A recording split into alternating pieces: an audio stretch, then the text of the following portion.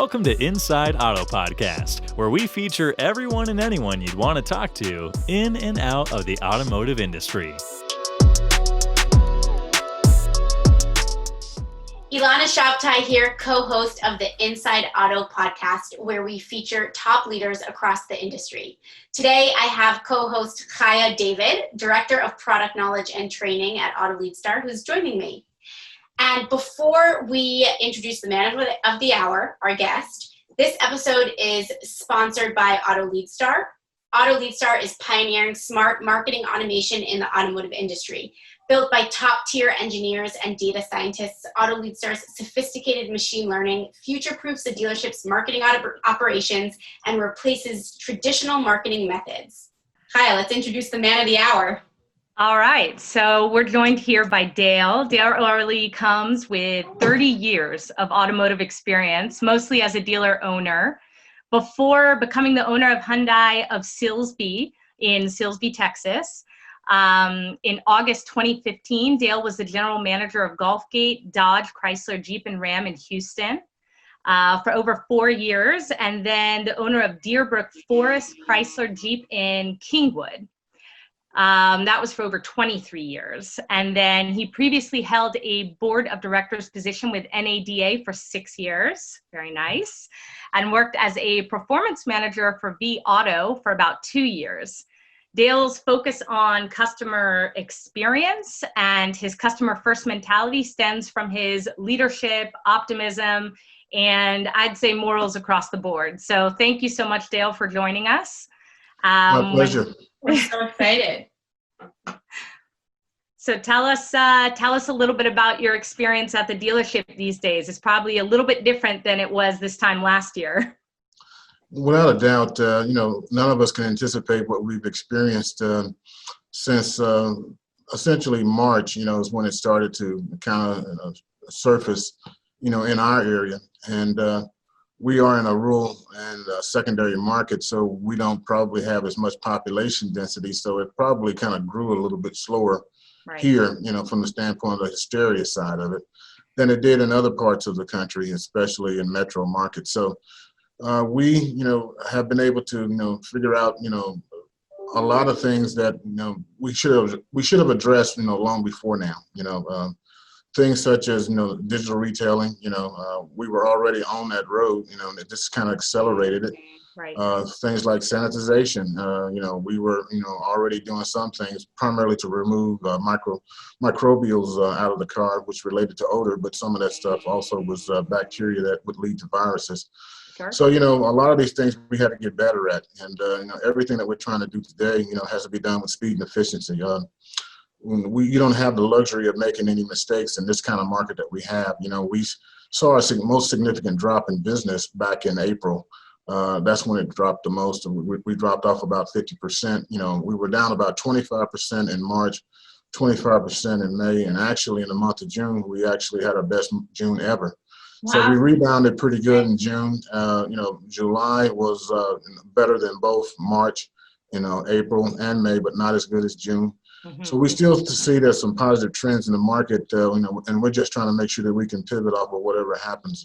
We learn how to run our business a lot differently than what we had before. I think every dealer, in the nation has probably saw some efficiencies that he's been able to gain as a result of the coronavirus epidemic, pandemic.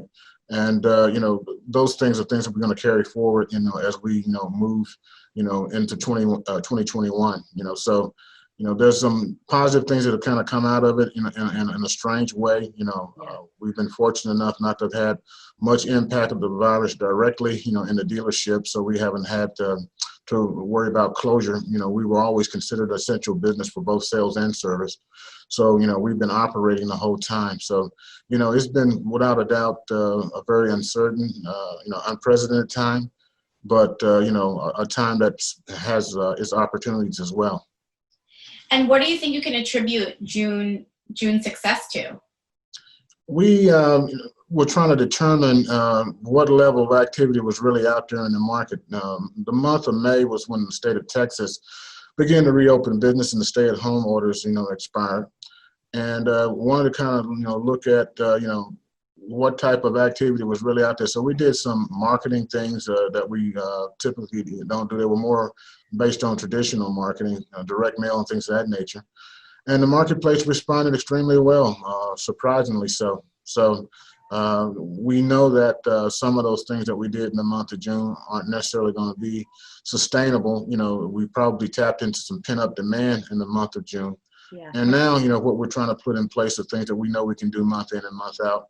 And most of those, strategies relate to digital strategies as opposed to any type of traditional, media such as radio, TV, or even print. So, we are, trying to make sure we stay on the cutting edge of whatever is going to get people excited about coming in and doing business with us, in the dealership.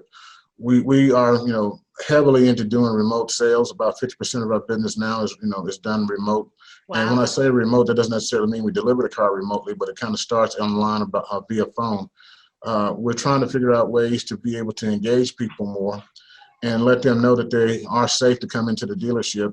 One of the primary things that keeps people from coming out, obviously, is them having the fear of contracting the virus. Right. So we're constantly making sure that we sanitize all frequently touched areas and sanitize all the vehicles from the time that we take them into inventory as well as when we actually deliver them to the customer. So we're trying to make sure they have confidence in coming out, because still majority of the people are going to want to test drive an automobile.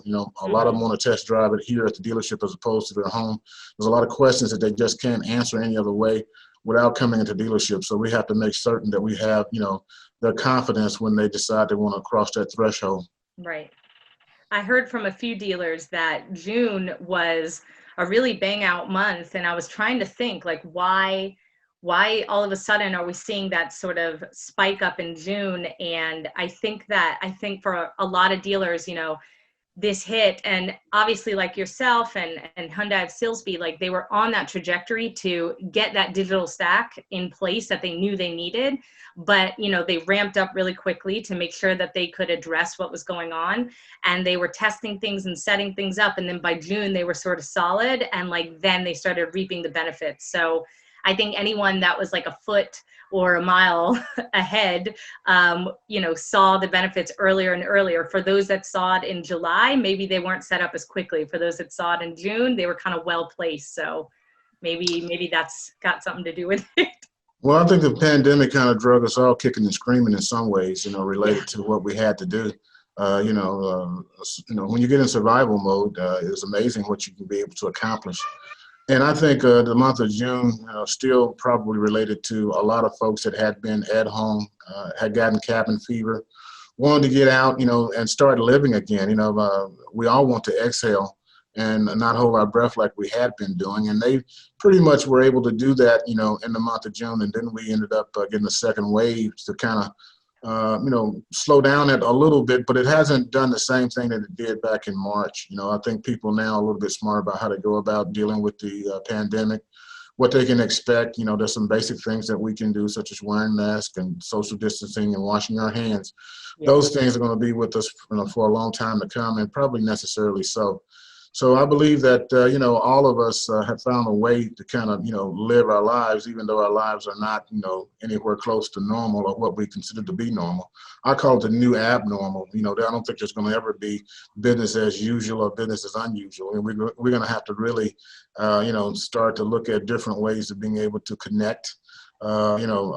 Meetings such as what we're going through right now, even though they've always been in play, obviously, people are starting to get, Zoom fatigue, and going through this, left and right. And we still miss that human element, human beings are social animals, and, we have to have that kind of connection and contact. So we're going to have to find ways of being able to enter that back into it as well. And that also bodes well for us as dealerships, because the majority of the business that we're still going to be able to do probably is going to be executed, right in the showroom.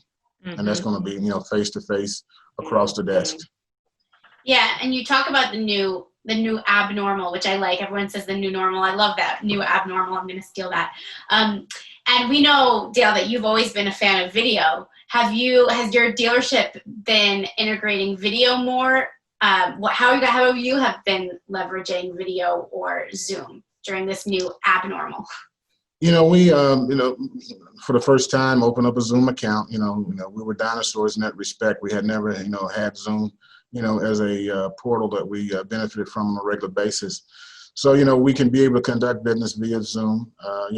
We had already been doing things such as making videos of the automobiles and things of that nature, and, emailing or texting that information to the customer. So that wasn't anything unusual. But, without a doubt, the more you can engage somebody without them, being in front of you, the better off you're going to be.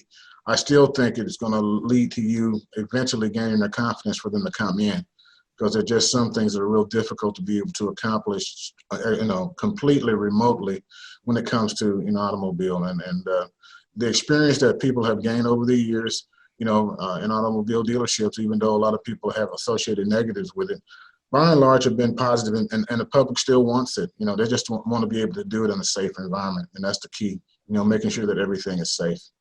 Well, there's actually a lot of research right now that says that there's going to be a lot of new emerging markets coming from COVID-19 that might not have been looking for a car that now are in market, like millennials that were heavily reliant on Uber or Uber shares, or like, one family car, one car families in suburban areas that now want to get maybe 2 cars. And then I even saw something in the Wall Street Journal that was like, all New Yorkers are now buying a car, which is a huge deal for New York. So what do you think about that? Do you think that there's just going to be a huge surge in private vehicle ownership so that people can avoid public transportation? I don't think we'll see much of it in a state like Texas.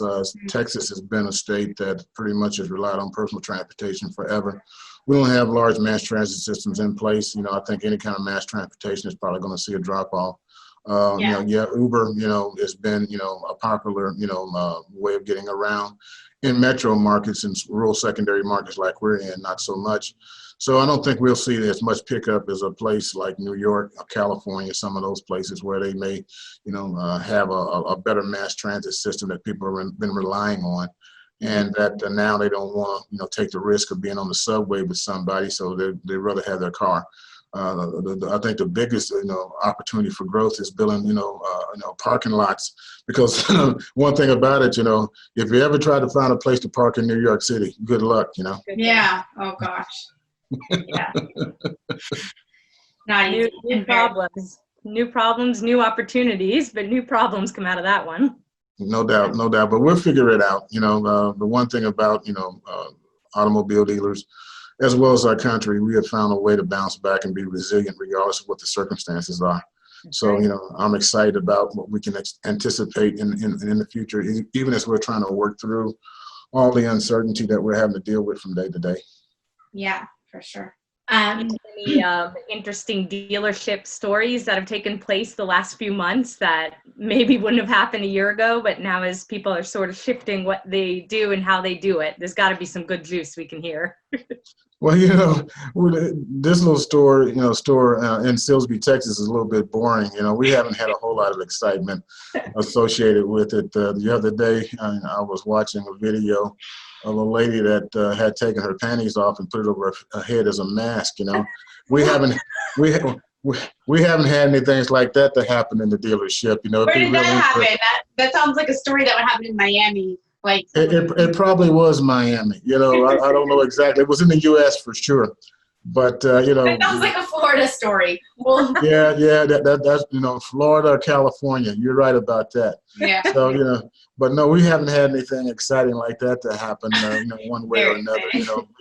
We definitely have had our share of folks that have shown a different side of themselves related to coronavirus and the things that have happened as a result of the pandemic.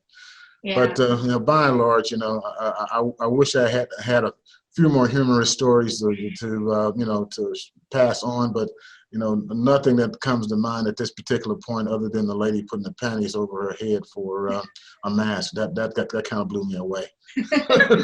Very creative. Very.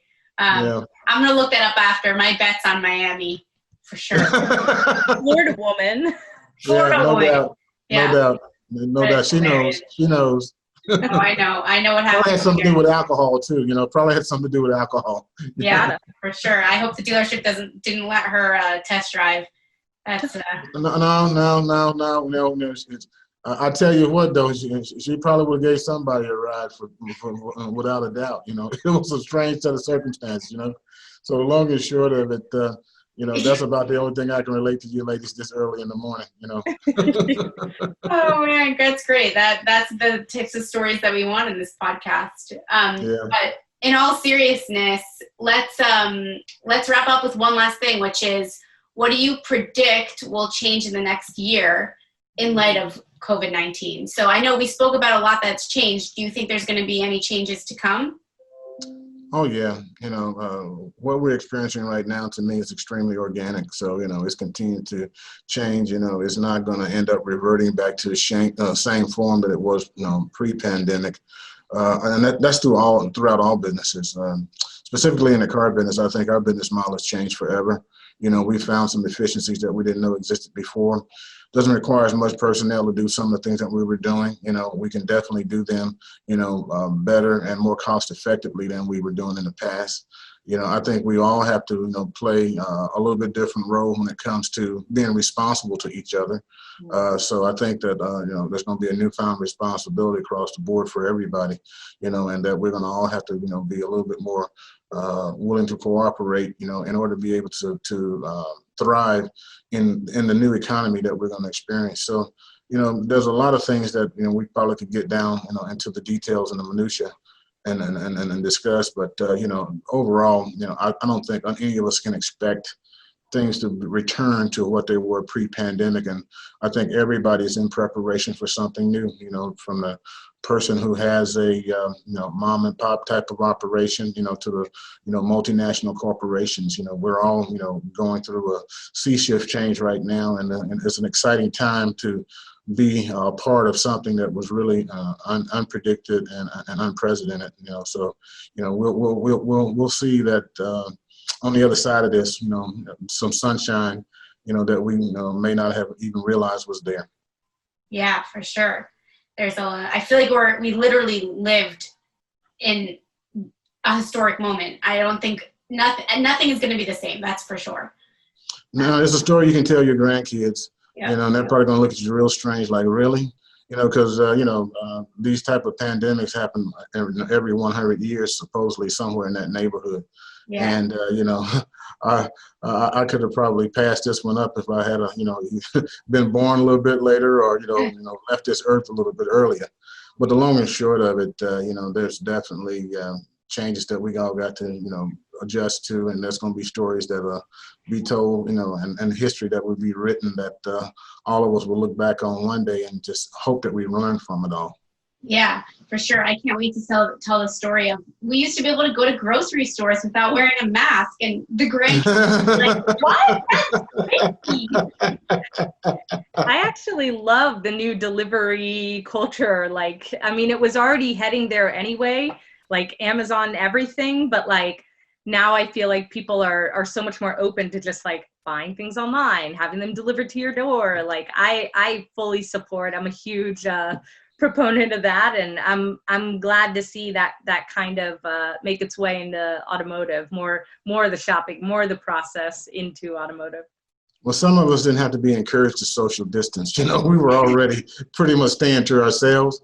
And this thing has really been a boon for those type of folks, So yeah, home deliveries and everything else. Yeah, like my son says, it's Christmas every day when you got Amazon. That's very true. That is very true.